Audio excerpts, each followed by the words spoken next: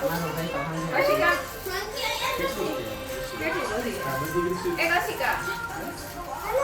બધી બધી એવી તો શું કરું આ છે ને તો કૃષ્ણ વાતે બધી કૃષ્ણ રાખડી જોઈને બંધાવશે તો રાખડી કાર્ટૂન વાળી છે કેટલી બધી એવી છે એક સુરત થી એવી આ તો